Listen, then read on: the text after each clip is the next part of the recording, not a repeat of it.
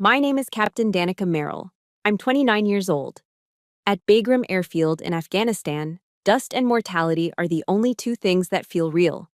But the most lethal blow didn't come from the enemy. It came from a satellite call from my stepfather, Richard, back in Colorado. His voice was sickeningly cheerful. "Danny, great news. I just sold your father's cabin." I was speechless. "Don't be so shocked," he chuckled. "The money's going to clear some debts and get your stepsister Chloe that trip to Europe. It's for the greater good." Mine, obviously. Besides, that old shack was just gathering dust, just like your dad's medals. My blood ran cold. He thought 7,000 miles made me helpless. But he knew nothing about the stronghold protection file my lawyer and I had signed years ago. If you've ever had your sacrifices treated as worthless by your own family, let me know where you're watching from. Hit that like button and subscribe, because this is the story of how a soldier used her battlefield skills to win justice right here at home. The satellite phone clicked off, but Richard's voice lingered in the dry Afghan air, a toxic echo in the silence of my small quarters. There was no screaming, no throwing things against the thin plywood walls. The rage that surged through me was too immense for such a small release. It was a cold, heavy thing, a block of ice forming in my gut. My training took over before my heart could shatter. I walked numbly to the makeshift latrine, the floor gritty with sand that got into everything. The face staring back at me from the polished metal mirror was pale under a layer of dust, the eyes wide but steady. They were a soldier's eyes, not the eyes of a wounded daughter.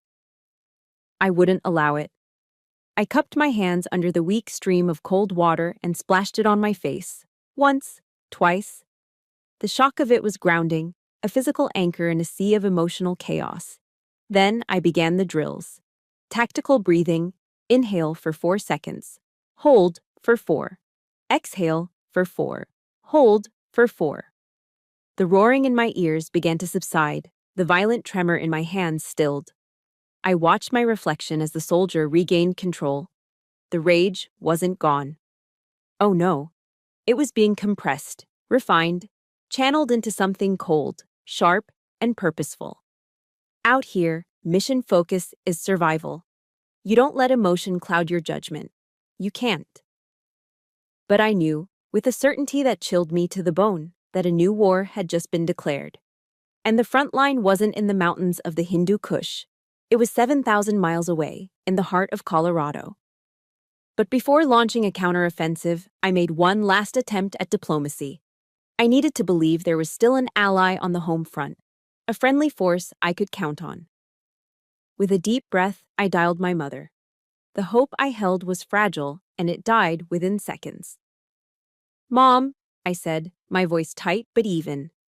"Richard just called me, about the cabin." A pause. A faint crackling sound on the line, then her voice, small and evasive. "I know," Carol whispered. The words were barely audible, laced with a guilt she couldn't quite hide. "You knew?" The question was quiet, but it carried the weight of my entire world.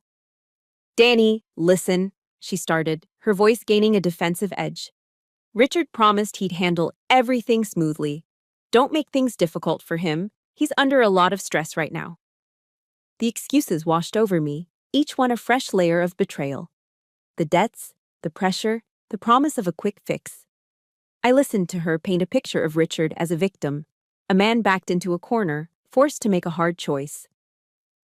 "Difficult for him," I finally cut in, the ice in my voice sharp enough to cut glass. "He's selling Dad's house behind my back. He's selling our house, the one Dad left for me." "It's just complicated," she stammered. And then, her tone shifted from evasive to irritated, the way it always did when I refused to bend. "Why do you always have to be so rigid, so military about everything? Can't you just sacrifice a little for the family for once?" That was it. That was the killing blow. Not from the enemy combatant, my stepfather, but from the one person in the world who was supposed to be my unconditional ally. Sacrifice a little. As if my entire life wasn't built on sacrifice. The word hung in the air between us, an obscene insult. In her eyes, I wasn't her daughter anymore. I was just a resource, a tool to be used to maintain her fragile, artificial peace. The peace she had chosen over me, over Dad's memory, over everything that was supposed to matter. I didn't say goodbye. I just ended the call. The controlled calm I had fought so hard to build was gone, replaced by a hollow ache. My mind fled the dust and heat of Bagram and took refuge in the cool, pine-scented air of the Rockies. I saw the cabin. I could feel the rough texture of the fieldstone fireplace that Dad and I had built together one summer, my hands small and clumsy next to his. I could smell the faint, smoky scent of the old bearskin rug in front of it, the one he'd inherited from his own father. I pictured the bookshelf he built into the wall, filled with worn paperbacks on military history, biographies of Patton, chronicles of the Civil War, Sun Tzu's The Art of War. Richard wasn't just selling a building. He was liquidating my past. He was auctioning off the last tangible pieces of my father, the most sacred relics I had left. And the thought of him using that blood money to send his own daughter, Chloe, on a European vacation, it was a desecration. It was turning the legacy of a hero, a man who died for his country, into cheap entertainment, a down payment on backpacking hostels and train tickets. My grief solidified back into resolve. I strode out of the latrine and back to the Tactical Operations Center, the hum of servers and radios a familiar comfort. I sat down at my station, opened my encrypted laptop, and ignored the blinking notifications from my unit. This was a personal mission now, but I would execute it with professional precision. I didn't compose a long, emotional email. My fingers flew across the keyboard, typing a short, coded message to my best friend, Laura Jensen, a contract lawyer in Denver, and the one person I trusted implicitly. The subject line was simple, urgent. The message was even simpler. Situation Redcon 1 at Stronghold, Ghost Pine. Hostile forces have seized the asset, requesting immediate deployment of legal countermeasures. Await further intel. Ghost Pine. The codename we'd given the cabin years ago, a joke between two friends that had just become deadly serious. I hit send. The war had officially begun. The coldness spreading through my veins wasn't new. It was a familiar ghost, pulling me back to another time, another holiday, when my dreams were sacrificed for someone else's comfort. Lying on my cot in Bagram, the harsh glare of a single fluorescent bulb overhead, I felt the ghost of that old, familiar coldness seep back into my bones. My mother's betrayal wasn't a fresh wound. It was the tearing open of a scar I'd carried for over a decade. A scar that was carved into me on what should have been one of the proudest days of my young life. The memory pulled me back across the years, back to the clatter of silverware and forced smiles of a Thanksgiving dinner when I was 18. The air in our Colorado Springs home was thick with the rich smells of roast turkey and sage stuffing. I was buzzing with excitement, practically vibrating in my seat. Just the week before, I'd received my acceptance letter to the United States Military Academy at West Point. It was more than a college acceptance. It was the culmination of every dream I'd had since I was a little girl wanting to be just like my father. It was my future, earned with straight A's, varsity letters, and grueling hours of preparation. I thought, naively, that everyone would share my joy. The whole extended family was there, aunts, uncles, cousins. At the head of the long dining table, Richard sat like a king on his throne. He swirled the amber liquid in his crystal tumbler, Woodford Reserve bourbon, his favorite, purchased with my mother's money. He waited until everyone had a full plate before he cleared his throat, the sound silencing the low chatter around the table. He lifted his glass. A toast, he announced, a smug smile playing on his lips. To Danica. I felt a flush of pride. My mother shot me a quick, encouraging look. To Danica, he continued, his eyes scanning the room, who was about to waste the finest education in the world to learn how to salute and follow orders. But hey, he added with a wink, at least she'll look good in the uniform. A few obligatory, uncomfortable chuckles rippled through the room. The silence that followed was deafening. I looked at my mother, pleading with my eyes for her to say something, to defend me. But she just looked down at her plate, suddenly fascinated by the task of carving a slice of turkey. she wouldn't meet my gaze. In that moment, her silence was louder than his mockery. It was an endorsement. The humiliation burned in my cheeks, hot and sharp. I spent the rest of the dinner pushing mashed potatoes around my plate, the festive meal turning to ash in my mouth. Later, as dessert was being served, pumpkin pie and pecan pie, my favorites, Richard began handing out presents. He had a flair for grand gestures, especially when they weren't on his dime. He presented my stepsister, Chloe, who was 16 at the time, with a small, iconic blue box tied with a white ribbon. "For my princess," he cooed as she opened it to reveal a delicate silver necklace from Tiffany & Co. She squealed with delight, and he beamed. Then he turned to me. He reached into his pocket and pulled out a plain white envelope. He slid it across the table. "Here you go, Danny." I opened it. Inside was a single $50 bill. "Go buy yourself some thick socks," he said, taking a loud sip of his bourbon. "I hear the winters in New York are brutal." The message was crystal clear, delivered with the precision of a surgeon. Chloe, his princess, was an object to be adorned and cherished. I, the soldier, was merely functional, practical. My value was in my utility, like a pair of warm socks. The $50 felt like a dismissal, a final pat on the head to the family workhorse. I couldn't take it anymore. I excused myself from the table, the lump in my throat so tight I could barely breathe. I fled to my childhood bedroom and finally let the tears I'd been holding back fall, silent and hot on my face. A few minutes later, the door creaked open. It was my mother. For a wild, hopeful second, I thought she had come to comfort me, to tell me that Richard was a fool and that she was proud of me. Instead, she came with advice. She sat on the edge of my bed, not touching me, her hands folded primly in her lap. "You know how Richard is," she began, her voice a placating whisper. "He was just joking. You can't be so sensitive, Danny. The more you react, the more he'll push your buttons. You just have to learn to let it go. For the sake of keeping the peace. Keep the peace." The same hollow words she'd used on the phone just moments ago in my memory. Her advice that night taught me a devastating lesson. My feelings were an inconvenience. My pain was a disruption. My role was to absorb the cruelty, to be the silent shock absorber that kept the family machine running smoothly. It was a lesson I had, to my shame, followed for far too long. A lesson that, tonight, in the desolate sands of Afghanistan, I was finally unlearning for good. But the memory of that night wasn't entirely dark. There was one small flicker of light in the suffocating chaos. As I was trying to pull myself together, my uncle, my dad's brother, a quiet Vietnam vet who rarely spoke, tapped on my open door.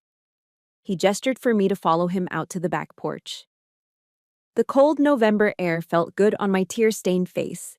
He didn't say much. He didn't have to.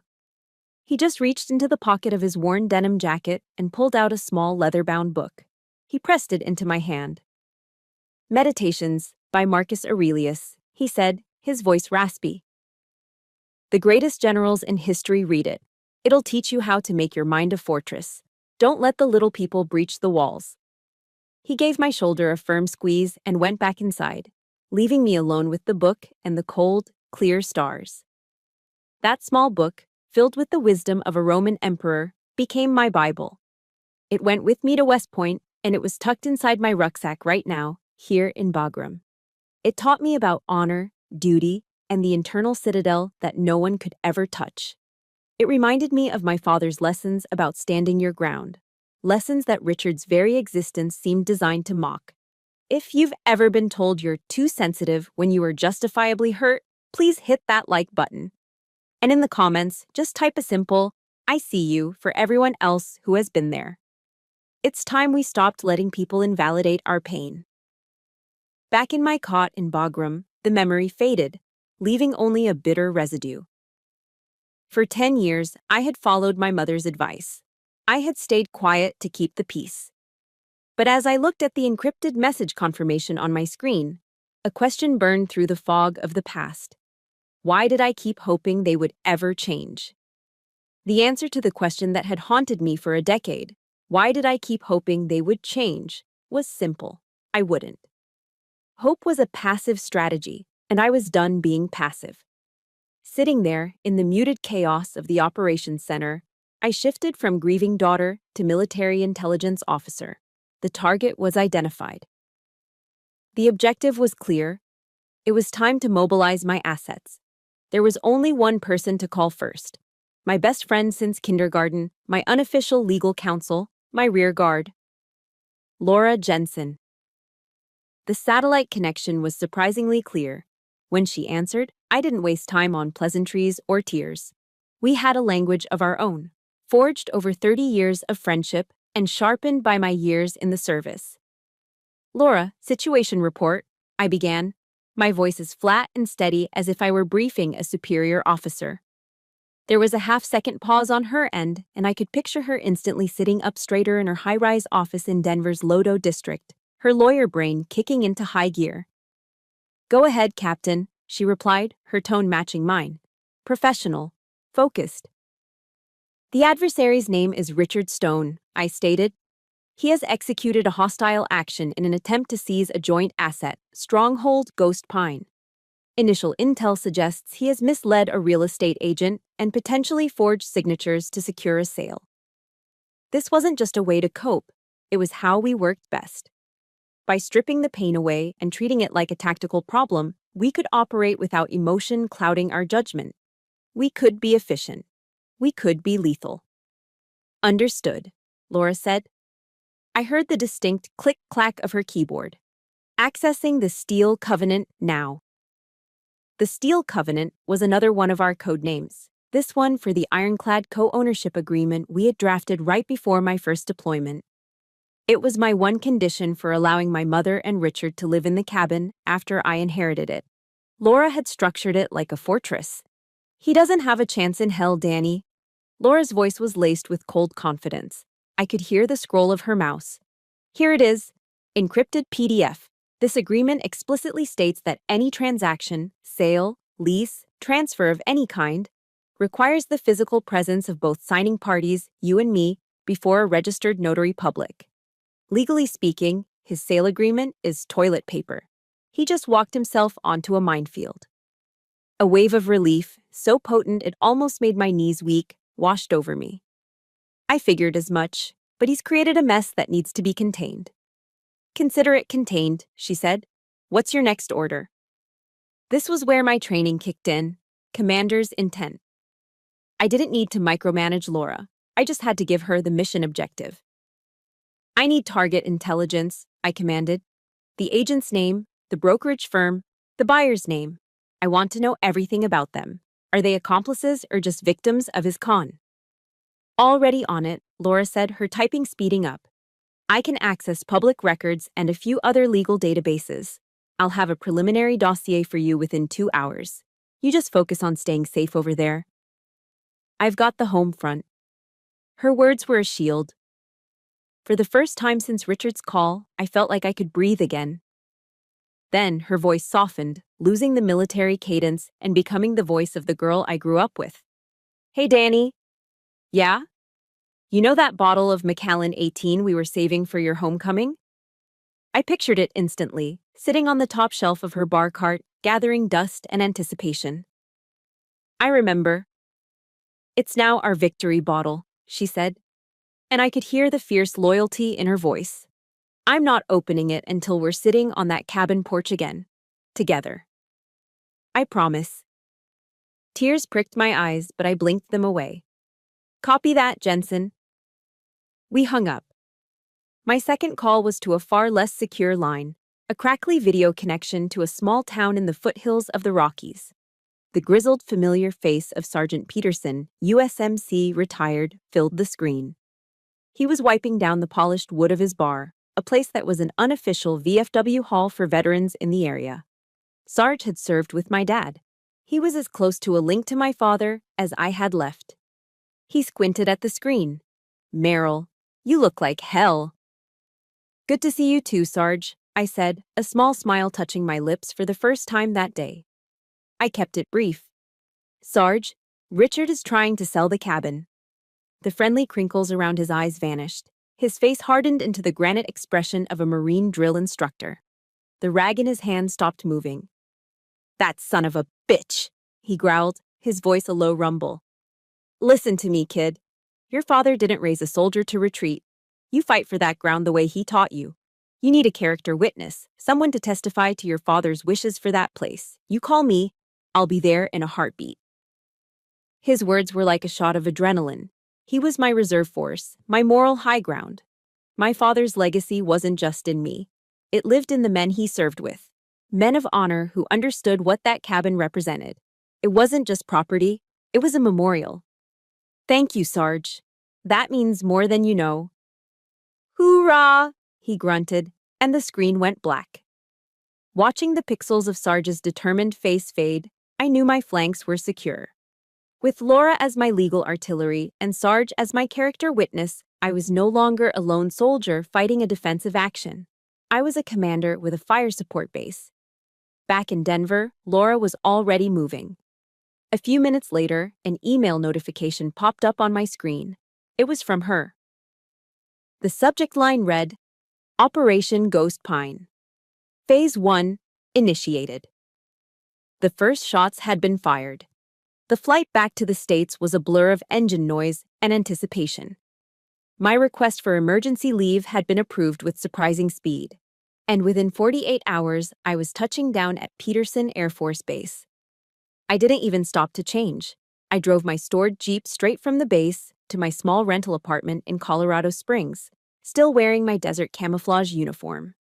The grit of Afghanistan was still on my boots and under my fingernails. I wanted him to see it. He was already there, as I knew he would be. Richard was leaning against his leased black BMW, a picture of smug impatience. He'd clearly been waiting, planning an ambush on my home turf. He didn't wait for an invitation, just pushed off the car and followed me up the walkway as I unlocked my door. "We need to talk," he said, his voice carrying the tone of a man used to being in charge. I didn't answer him. I stepped inside, and he followed, closing the door behind him with a decisive click. I walked to the center of my small living room and calmly set my duffel bag on the floor.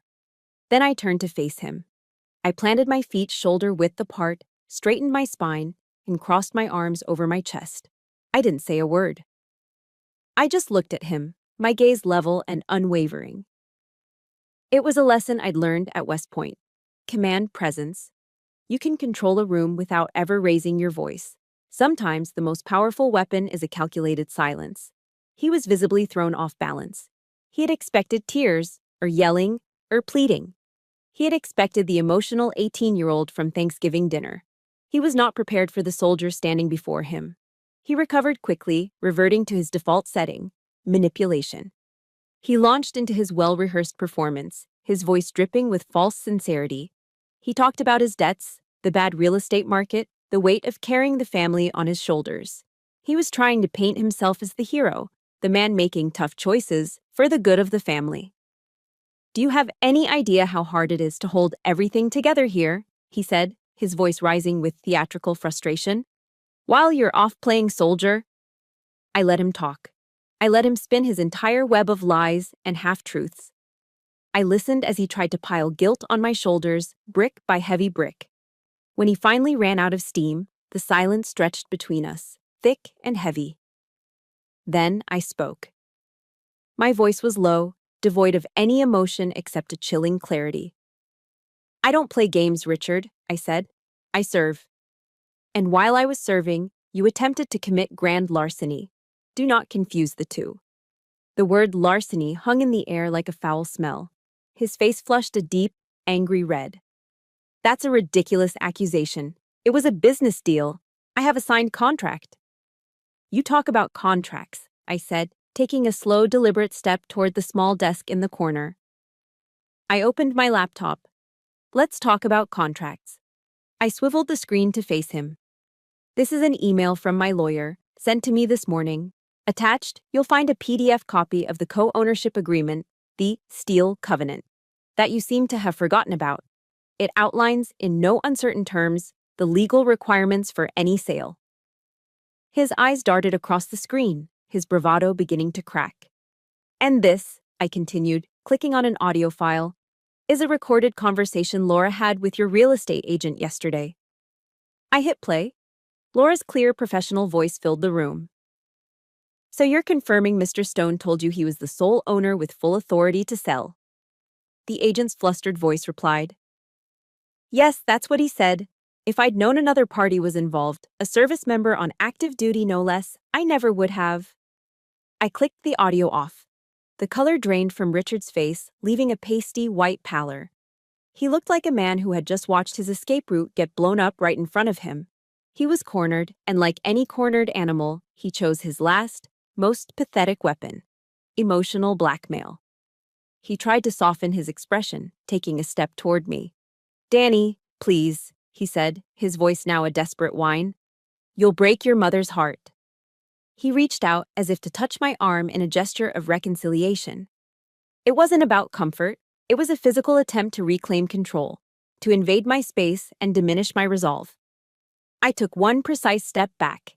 It was a small movement, but it was a declaration. This ground is mine. You are not welcome here. I moved closer to him then, my own presence now overwhelming his. I lowered my voice, infusing it with all the controlled authority I possessed. My mother's heart was broken a long time ago, Richard, and you were the one holding the hammer. I let that sink in for a beat. So now you have two options. Option 1. You pick up your phone, you call the buyer, and you cancel this entire fraudulent deal yourself. You will tell them it was a mistake. You will make it go away. Option 2. My lawyer calls the district attorney's office at or 900 tomorrow morning and files a criminal complaint for fraud and forgery. You have, I glanced at my watch, 12 hours to make your choice. I walked to the front door and opened it, letting the bright Colorado sunlight flood the room. This meeting is over, I said, my voice leaving no room for negotiation. Get out of my house. He stared at me for a long moment, his face a mask of disbelief and fury. For the first time in his life, Richard Stone had been given a direct order by me. And for the first time in his life, he obeyed it. Without another word, he turned and walked out, slamming the door behind him. The sound echoed in the small apartment. I had won the battle, but I knew, with every fiber of my being, the war was far from over. He wouldn't just give up, he would escalate. The 12-hour deadline I gave Richard came and went. 9 a.m. the next morning arrived with a deafening silence. No phone call, no text message, nothing. He was calling my bluff, betting on the assumption that I wouldn't dare escalate a family matter into a public legal firestorm. It was the classic narcissist's gamble. Push the boundaries, assuming your victim's desire for peace outweighs their desire for justice. He miscalculated. Badly. Laura had anticipated this. At precisely 9:01 a.m., she executed Phase 2 of our operation. A formal demand letter, drafted in cold, unforgiving legalese, was dispatched via courier and certified mail to Richard's real estate agent. It detailed the fraudulent misrepresentation of ownership and threatened a multi-million-dollar lawsuit against the brokerage firm for negligence if the transaction was not immediately frozen and all marketing materials removed. Simultaneously, a copy of that letter was emailed to the buyer's mortgage lender. It wasn't just a shot across the bow, it was a surgical strike on Richard's entire support system. We were cutting him off at the knees. Cornered and panicking, his camp did what desperate people do. They stopped fighting with logic and started fighting dirty. They opened a new front, not in a courtroom, but on social media. My stepsister, Chloe, launched the first volley. She posted a long, rambling diatribe on her Facebook page, a masterpiece of passive aggression and manipulative sentimentality. It was accompanied by a carefully selected photo of her, Richard, and my mother, all smiling radiantly during a past Christmas. The photo was a lie, a snapshot of a happiness that never existed beyond the camera lens. Her post was a work of art. She wrote about her hard-working stepfather who was just trying to keep the family afloat. She painted a picture of me as the cold, successful, but heartless stepsister, an army officer who cared more about an old, dusty cabin than her own family's well-being. She decried how I was trying to destroy them, to ruin her father's reputation over a simple misunderstanding. It was a public execution of my character. Within hours, the post had hundreds of reactions and shares. The comments section was a cesspool of outrage from people who had no idea of the real story. I was called a thankless child, materialistic, a disgrace to the uniform. The digital mob had been summoned, and they were baying for my blood. The final gut-wrenching twist of the knife was a single comment from my own mother, Carol. She wrote simply, "I just wish my daughters could find a way to get along." It was a cowardly neutral statement that, in its refusal to defend me, was the most damning indictment of all. It positioned me as an equal aggressor, turning a clear case of right and wrong into a petty sibling squabble. For a moment, sitting in my quiet apartment, scrolling through the venom, I felt that old, familiar sting of shame and isolation. This was their true power, to reframe reality, to make me the villain in my own story. But the sting didn't last. It was quickly replaced by a cold, hard anger. They had made a critical error. They had brought their fight into the light, and in doing so, they had given me a new weapon. That night, I found myself pulling out the old, worn Bible my father had carried with him on his last deployment. His pencil markings were faded in the margins. My fingers traced a verse he had underlined in Ephesians 6:11. "Put on the full armor of God, so that you can take your stand against the devil's schemes." This was more than a legal battle. It was a spiritual one, a fight for truth against deceit.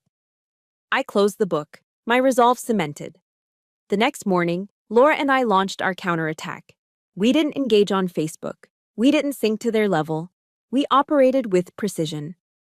Laura took a screenshot of Chloe's entire post, including my mother's comment and the flood of vitriol, and attached it to a new email. She sent it directly to the prospective buyers of the cabin.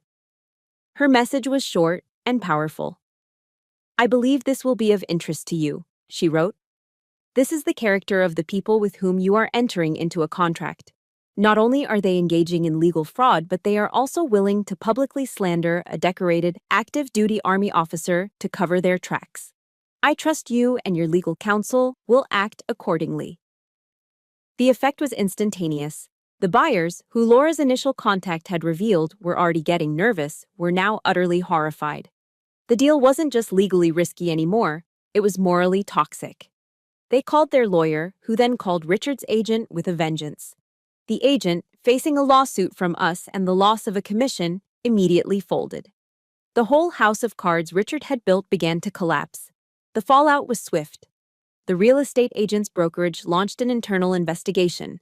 The buyer's lawyer filed a formal notice of withdrawal. With all this new evidence, the agent's testimony, the buyer's withdrawal, the public character assassination, Laura no longer had just a civil case. She had a criminal one. She compiled everything into a neat, undeniable package and walked it over to the Denver Police Department's Economic Crimes Unit. 2 days later, my phone rang. The caller ID was a blocked number. "Captain Merrill?" a man's voice asked. It was calm, professional, with the weary authority of a career cop. "This is she," I answered. "My name is Detective Miller. I'm with the Denver PD Economic Crimes Unit. We've received the file from your attorney, Ms. Jensen." I held my breath. "Captain," he said, and I could hear him shuffling papers. "I've reviewed the documents, the ownership agreement, the testimony from the agent, and this Facebook post. I want you to know, what we're looking at here is not a family dispute. This is felony fraud. We are opening a formal criminal investigation into Richard Stone. I need you to trust us to handle this." Hanging up the phone, a strange sense of calm settled over me. The fight was no longer just mine and Laura's. The wheels of justice, slow but powerful, had started to turn. I had truth, the law, and now the Denver PD on my side. I didn't know it then, but pushing Richard into that corner would trigger an explosion far bigger and uglier than I could have ever imagined. Backed into a corner by the cold machinery of the law, Richard did what all cornered manipulators do. He abandoned strategy, abandoned reason, and simply exploded. His weapon of choice was a bottle of bourbon and his car keys. It was 2 o'clock in the morning when the assault began. I was jolted from a light, restless sleep by a sound that shook my entire apartment building. A frantic, rhythmic pounding on my front door. It wasn't a knock, it was a physical attack on the wood. Boom! Boom! Boom!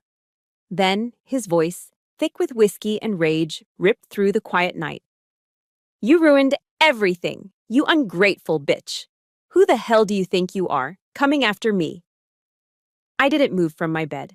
I didn't scream. My training kicked in, my heart rate steadying even as adrenaline flooded my system. I slipped out from under the covers, my feet silent on the cold floor. I stayed away from the door, moving to the side of the window where I could see without being seen. Across the courtyard, lights began to flick on in my neighbors' apartments. Silhouettes appeared in windows. Richard was putting on a show for the whole complex. He wasn't just a con man anymore, he was unhinged. This was a physical invasion of my sanctuary, a deliberate act of intimidation. I felt no fear, only a profound, chilling disgust. I remembered a concept from my military training, the rules of engagement, the ROE. They define the circumstances under which you are permitted to use force. You don't fire on a potential threat, you wait until the threat becomes imminent and hostile. Richard had just crossed that line. He had escalated from a legal problem to a direct threat to my safety. The pounding continued, punctuated by a stream of slurred, vicious insults. But I wasn't the only one listening.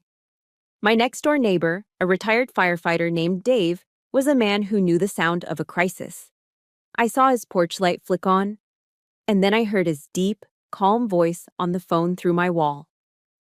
Yes, 911. I've got a drunk and disorderly individual attempting to break down my neighbor's door. Within minutes, the silent, pulsing strobes of red and blue police lights washed over my living room walls. The cavalry had arrived. I moved to the peephole then, watching the scene unfold.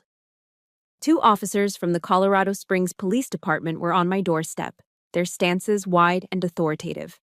Richard was still yelling, pointing a trembling finger at my door, his face puce in the flashing lights.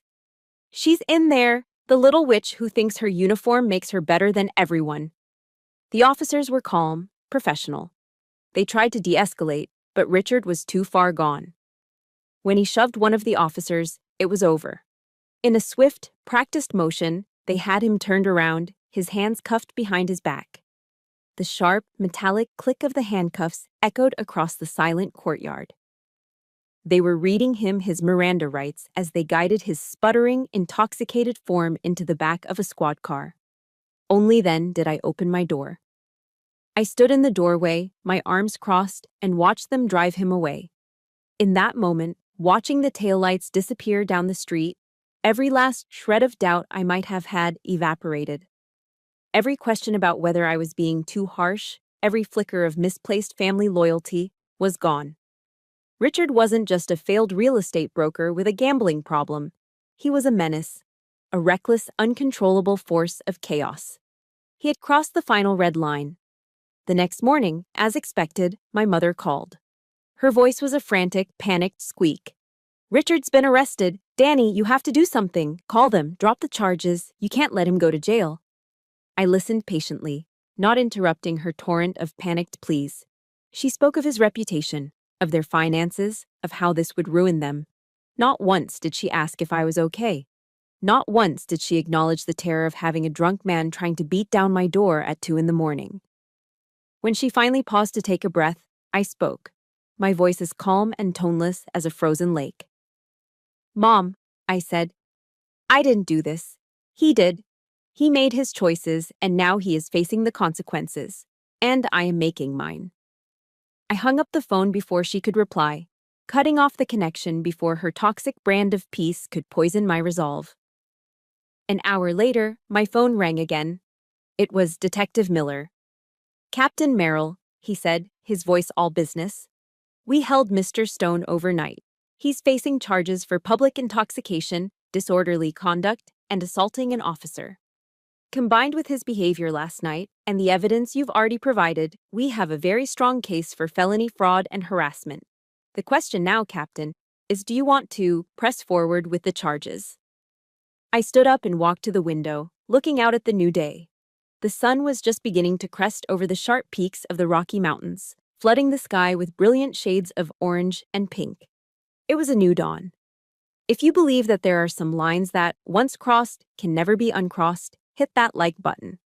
And if you've ever had to make a hard choice to protect your own peace, just type, "I chose me," in the comments below. Let's stand together. I turned back from the window, my decision absolute. "Yes, detective," I said, my voice steady and clear as the morning sun. "Proceed. He needs to be held accountable for his actions." With those words, I drew the final line in the sand. There was no going back. The rules of engagement had changed. The threat was no longer just financial, it was physical, and I would meet it with the full force of the law.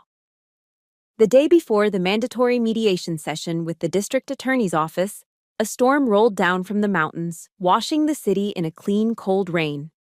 As I stood watching the water streak down my apartment window, my phone buzzed. It was Sarge. "Got something for you," he said, his voice raspy as ever. "Be there in an hour." True to his word, an hour later his old Ford pickup truck, a vehicle as weathered and reliable as the man himself, pulled into the parking lot. He walked up to my door carrying a small, olive-drab metal box. It was an old military footlocker, the kind used for personal effects, with rust blooming at the corners and a small dent in the lid. He held it out to me with both hands, like an offering. "Your father gave this to me just before his last deployment," Sarge said, his voice softer than I'd ever heard it. He looked past me, into the distance of his memory. He said, "Sarge, if anything happens to me, you make sure Danny gets this. But not right away. Give it to her when she really, truly needs it. I think," he said, his gaze meeting mine again, clear and steady. "Now's that time." He placed the box in my hands. It was heavier than it looked, weighted with more than just its physical contents. It was weighted with history, with a promise kept for over a decade. I thanked him, my voice thick with an emotion I couldn't name, and brought it inside. I set the box on my small kitchen table and stared at it for a long time before finally working the stiff metal latches. They popped open with a loud click, releasing the faint, familiar scent of old paper, gun oil, and my father. Inside, nestled on a bed of faded velvet, lay his legacy. There were a few faded photographs, one of him holding me as a toddler on the unfinished porch of the cabin, both of us grinning, another of him in his dress uniform, looking impossibly young and proud.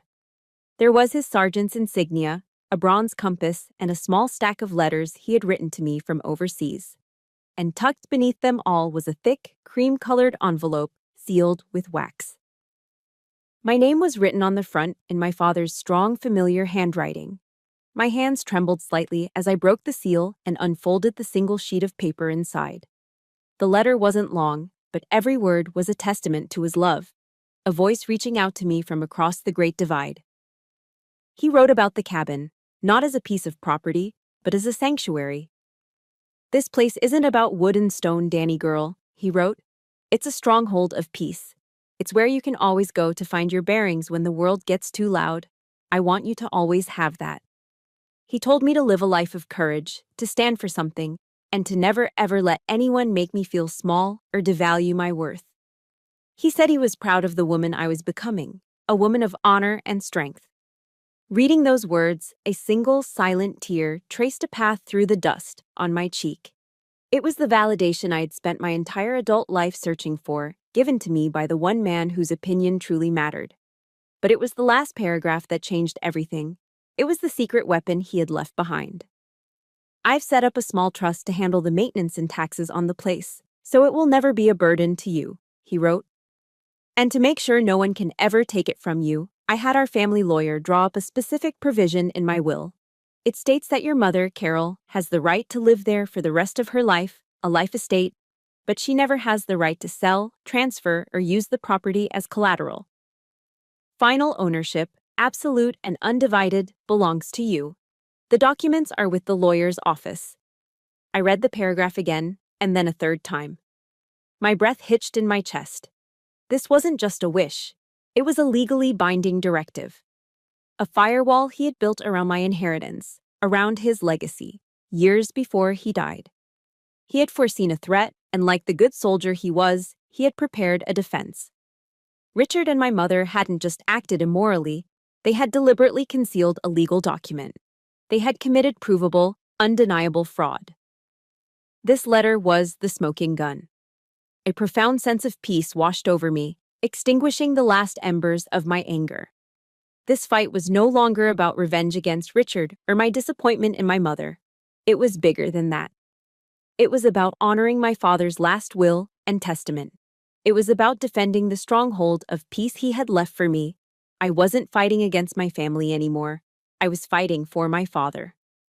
I immediately called Laura and read the last paragraph to her over the phone. There was a moment of stunned silence on her end. Then, I heard her let out a low whistle. "Danny," she said, her voice filled with a lawyer's awe. "That's not a smoking gun. That's a nuclear bomb. Get me a high-resolution scan of that letter now. We need to have a handwriting expert verify it, and we need to subpoena the original will from that law firm." I followed her instructions, my hands steady now, my purpose clear. An hour later, she called back. "It's over, Danny," she said, and I could hear the smile in her voice. "Game, set, match. Richard Stone is finished." I looked at the letter lying on my table. Laura was right, the game was over. But it didn't feel like a game anymore. I folded the precious piece of paper carefully, its crisp edges a comfort in my hands. I placed it in the inside pocket of my blazer, the one I would wear to the mediation tomorrow, right over my heart. Walking into that room tomorrow, I wouldn't be walking in alone. My father would be right there with me. The conference room at the district attorney's office was cold and impersonal, designed to strip away emotion and leave only facts. The long mahogany table gleamed under sterile fluorescent lights. On one side sat Richard, my mother Carol, and their flustered, overpriced lawyer. Richard was attempting to project an air of wounded dignity, the victim of a terrible family misunderstanding. My mother was a shrunken figure beside him, her eyes fixed on her tightly clasped hands in her lap. On the other side sat Laura and me, and at the head of the table, commanding the room, was the assistant district attorney, a sharp, no-nonsense woman named Ms. Davies. I remained completely silent, my back straight, my hands resting calmly on the table in front of me. I felt the worn edges of my father's letter through the thin fabric of my blazer pocket. I wasn't a participant in this drama anymore. I was an observer, waiting for the truth to do its work. Richard's lawyer began, his voice smooth and placating. "Ms. Davies, we're hoping to resolve this unfortunate family matter quickly. There's been a great deal of miscommunication, heightened emotions." Laura let him speak for precisely 30 seconds before she stood up, holding a slim folder. She didn't look at Richard or his lawyer. She addressed Ms. Davies directly.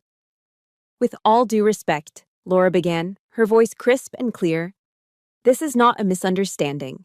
This is a sequence of deliberate, fraudulent acts. Allow me to present the timeline." She didn't speak with emotion. She presented the facts like a military briefer outlining a chain of command. 1, she stated.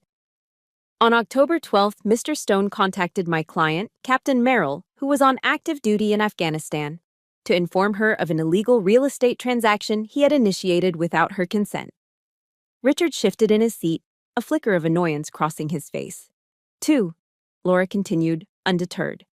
Mr. Stone knowingly misrepresented himself as the sole property owner to the real estate agency, a fact the agent has already confirmed in a sworn affidavit. Richard's lawyer started to object, but Laura held up a hand. 3. Mr. Stone and his wife, Ms. Carol Stone, attempted to coerce Captain Merrill into signing fraudulent documents after the fact. 4. When Captain Merrill refused, Mr. Stone's daughter launched a public smear campaign on social media with Ms. Stone's implicit approval to defame the character of a serving officer. And 5.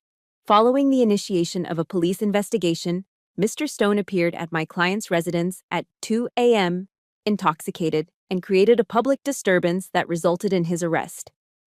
She paused, letting the weight of the facts settle in the silent room. Richard's lawyer, flustered, finally spoke up. "This is all circumstantial. It's a he said, She said situation. A daughter lashing out at her stepfather. My mother, for the first time, looked up. Her eyes pleaded with Ms. Davies. He was just under pressure, she whispered. He didn't mean any harm. Laura smiled, a thin, dangerous smile that I knew well. I understand your skepticism, she said to Ms. Davies. Perhaps we should hear from someone else. She opened her folder and slid a single, plastic-sleeved document across the polished table. It was the high-resolution scan of my father's letter. This is the last personal letter written by Sergeant Frank Merrill before he was killed in action, Laura said, her voice softening with reverence. It contains his last will and testament regarding the property in question. Ms. Davies picked up the document. The room was so quiet I could hear the faint hum of the air conditioning. She began to read the letter aloud, her voice clear and steady. She read my father's words about the cabin being a stronghold of peace, about his pride in me. I saw my mother flinch. And then Ms. Davies reached the final paragraph. And to make sure no one can ever take it from you, I had our family lawyer draw up a specific provision in my will. It states that your mother, Carol, has the right to live there, but she never has the right to sell, transfer, or use the property as collateral. Final ownership, absolute and undivided, belongs to you. The air in the room seemed to crystallize. The words hung there, an undeniable, indestructible truth. Richard finally broke. That letter, it's fake. It has to be fake. She wrote it herself, he stammered, his face a blotchy canvas of panic. Laura was ready for him. We've already had the handwriting verified by a certified forensic expert who is prepared to testify, she said calmly. Furthermore, the man who held this letter in safekeeping for over a decade, retired Marine Sergeant Peterson, is also prepared to testify under oath as to its authenticity. And we have, of course, subpoenaed the original will from the law firm, which I'm told confirms this provision exactly. Every escape route was cut off. Every lie had been exposed. And then, my mother shattered. It wasn't a cry of regret. It was a raw, wounded wail of someone who had just been caught. She buried her face in her hands, her shoulders shaking with horrible, gut-wrenching sobs. The sound was ugly, the sound of a person whose entire world of carefully constructed denial had just been demolished. She hadn't just been lied to. She had been a willing participant in the lie, and now she had to face it. Ms. Davies placed the letter gently back on the table. She turned her cold, analytical gaze on Richard. Mr. Stone, she said, her voice devoid of any sympathy. Your options have become extremely limited. You can accept a plea agreement right now for felony fraud, which will include full restitution of all legal fees, a permanent restraining order, and significant probation. Or we can proceed to a criminal trial where, I assure you, you will lose, and you will almost certainly serve jail time. Silence descended on the room, thick and suffocating. It was the sound of lies dying. Richard sat frozen, a statue of a defeated man. My mother just wept, her small choked sobs the only sound in the sterile conference room. The battle was over. And in the quiet aftermath, all that was left was the wreckage. Richard took the plea deal. Faced with the certainty of a trial he couldn't win, he folded. He was convicted of felony fraud, handed a suspended sentence, and slapped with 3 years of probation. The court ordered him to pay my full legal fees, forcing him to sell his precious BMW to cover the cost. The fraudulent sale of the cabin was officially nullified. On paper, it was a total victory, an unconditional surrender. But as I walked out of the courthouse with Laura, I didn't feel the elation I'd expected. There was no triumphant surge of adrenaline, no sweet taste of revenge. There was only a vast, hollow emptiness. The war was over, the enemy was vanquished, but I just felt tired, exhausted to my very soul. Winning, I was beginning to realize, felt a lot like surviving. A week later, my mother called. I almost didn't answer, but some lingering sense of duty made me swipe the screen. She didn't apologize. She didn't ask how I was. She launched straight into a litany of their hardships, the money they owed, the shame Richard felt, how difficult their lives had become. It was the same tired narrative of victimhood, the same refusal to accept accountability. I listened, for one last time, to the sound of her weakness. When she was finished, I didn't argue. I didn't raise my voice, I just stated my own truth. "Are you happy now, Danny?" she asked, her voice laced with a bitter, manipulative edge. "Is this what you wanted?" I took a deep breath, the words coming from a place of profound sadness, not anger. "I'm not happy, Mom," I said softly. "I'm just at peace. And I hope, one day, you find that for yourself." "Mom," I continued, my voice gentle but firm, "I love you. I will always love you. But I can't have both you and him in my life. It's not possible. I am choosing my peace now. When you're ready, truly ready to have a relationship that is just about you and me, you know my number. Until then, I need space." I ended the call before she could respond, before she could try to pull me back into the vortex of their chaos. It was one of the hardest things I've ever had to do, an amputation of the heart. But I knew it was necessary for my own survival. That weekend, I drove up into the mountains. As I rounded the last bend in the gravel road, the cabin came into view, standing silent and steadfast among the tall pines, just as my father had left it. It looked smaller than I remembered, but just as solid. I unlocked the door and stepped inside. The air was stale, thick with the musty smell of disuse and neglect. A thin layer of dust covered everything, and a few of my mother's decorating magazines were scattered on the coffee table, ghosts of a life that was no longer welcome here. I didn't feel anger looking at her things. I just felt a quiet finality. I spent the entire day reclaiming the space. I threw open every window, letting the crisp, clean mountain air rush in, chasing out the old, stagnant energy. I pulled the dust covers off the furniture and beat them outside until clouds of dust motes danced in the sunlight. I found a stack of cardboard boxes in the shed and began to pack. I didn't throw her things away. I carefully wrapped her ceramic knickknacks in newspaper, folded her throw blankets, and stacked her magazines neatly. I packed it all away with a strange sense of detachment, like an archivist handling the artifacts of a forgotten civilization. It was an act not of anger, but of order. An act of respect for the woman she was, but a clear demarcation from the life she had chosen. I sealed the boxes with packing tape and moved them to the small storage shed out back. The cabin was my space now. The boundary was clear. Late in the afternoon, I sat on the porch, exhausted and sore, and pulled out my worn copy of Meditations. I flipped through the familiar pages until I found a passage my uncle had marked for me years ago. Marcus Aurelius wrote, "The happiness of your life depends upon the quality of your thoughts." I realized that for years, my thoughts had been consumed by bitterness, by the injustice of it all. I had given Richard and my mother so much space in my head, rent-free. No more.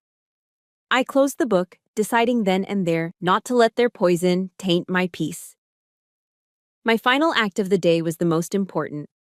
I had called a local locksmith from town, and as the sun began to dip low in the sky, his truck rumbled up the drive. He was a quiet, efficient man who worked quickly, removing the old lock sets and replacing them with new, heavy-duty hardware. He handed me a set of 2 freshly cut keys. "You're all set, ma'am," he said with a nod. After he left, I stood on the porch, the cool evening air raising goosebumps on my arms. The keys felt cold and solid in my palm. I looked out at the spectacular alpine glow, the last rays of sunlight setting the peaks of the Rockies on fire with shades of pink and orange. Holding the new cold keys in my hand, I watched the last sliver of sun disappear. The metallic click they made against each other in the quiet evening was the sound of a new beginning. A sound of security. For the first time in a very long time, the stronghold was truly safe. A few months later, the scent of summer grilling, hickory smoke, and sizzling burgers drifted from the porch of the cabin. Laughter echoed through the tall pine trees. This was a different kind of gathering, a different kind of family. There were no blood relatives here. My guests were my chosen family. Laura was there, her sharp lawyer's wit softened by a cold bottle of Colorado craft beer. Sarge Peterson held court by the grill, telling old war stories to a small group of veterans I had come to know through his bar. These were the people who had formed my defensive line, my support echelon. This was my tribe. As the sun began to set, casting long shadows across the valley, Laura brought out a bottle and 2 glasses. It was the Macallan 18, its dark amber liquid glowing in the twilight. She poured 2 generous measures and handed one to me. She raised her glass. "To Captain Merrill," she said, her voice clear and full of warmth, her toast carrying over the quiet chatter. "Who taught us all what it means to defend your stronghold?" The others raised their bottles and glasses. "Hoorah!" Sarge bellowed, and the toast was met with a chorus of cheers. We drank, and the smooth, peated scotch was the taste of a promise kept, of a victory earned not with bitterness, but with unwavering loyalty. It was the taste of coming home. I didn't return to active duty. My experiences had changed me, reshaped my definition of service. I transferred to the Army Reserve and took on a new mission. I became a consultant for a nonprofit organization that provides legal and administrative support to military families. My war had taught me how to navigate the complex bureaucracy that so often ensnares soldiers and their loved ones. I could turn my painful education into a shield for others. One afternoon, a young specialist, barely 20 years old, sat across from me in my small office. His shoulders were slumped, his face etched with worry. He told me about his ex-wife trying to claim his combat pay and benefits, leaving him with nothing. He looked lost, overwhelmed by a system designed to confuse and exhaust. I looked at him, and I didn't just see a client. I saw a younger version of myself, isolated and under attack. I gave him a calm, reassuring smile. "Don't worry, specialist," I said, pulling a fresh legal pad toward me. "We're going to build a battle plan." For the first time, I saw a flicker of hope in his eyes. I realized then that this was my new legacy. My father had left me a stronghold of peace made of wood and stone. I would build a legacy of strongholds for others, forged from knowledge and resilience. A few weeks after that, on a quiet Tuesday morning, my phone rang. I saw the name on the screen and my breath caught. It was my mother. I hesitated for a moment, then answered, my new boundaries holding firm. Her voice was different. The panicked, brittle edge was gone, replaced by something hesitant, almost fragile. "Danica," she said. I just wanted to tell you. I left Richard. I'm staying with a friend for now." I was silent for a moment, processing the information. There was no, "I'm sorry," no plea for forgiveness. There was just a simple statement of fact. It wasn't everything, but it was something. It was a start. I didn't offer to fix things. I didn't rush to fill the silence. I just acknowledged her reality and my own. "Thank you for letting me know, Mom," I said, my voice gentle. "Take care of yourself." It was a tiny seed of hope, planted not in the scorched earth of the past, but in a small, carefully tended garden, protected by a very strong fence. What would grow from it, I didn't know. But for the first time, I was content to just wait and see. The story ends here, on a cool, clear morning. I'm sitting alone on the porch of the cabin, a thick ceramic mug of hot black coffee warming my hands. The early morning mist clings to the pine needles, and the air is so clean it almost hurts to breathe it in. The world is quiet, save for the chatter of a nearby squirrel and the whisper of the wind through the trees. I'm not thinking about Richard, or my mother, or the battles of the past. I'm not planning for the future. I am simply here. Present. I have fought in the farthest corners of the world, endured the heat and the dust and the constant threat of violence. But the peace I feel now, in this place, in this quiet moment, this is the greatest victory of my life. It's a peace I didn't just find, but a peace I fought for, planned for, and built with my own 2 hands. I had finally found my home, not in the wood and stone of the cabin, but in the quiet strength of my own soul. Captain Danica Merrill was, at long last, home. And so, my story comes to a close, right here on this porch. The battle for my father's legacy is over, but I know the most important fight is the one we wage for our own peace. My stronghold is this cabin, but it's also the resilience I found within myself. We all have a stronghold worth defending. If you feel comfortable, I would be honored if you shared in the comments what your personal stronghold is, be it a place, a person, or a principle you live by. Please press the like button if you believe in the power of setting boundaries. And to become part of a community that shares stories of strength and survival, make sure to subscribe to the channel. Thank you for listening and for being a part of my healing. Remember to always, always defend your ground.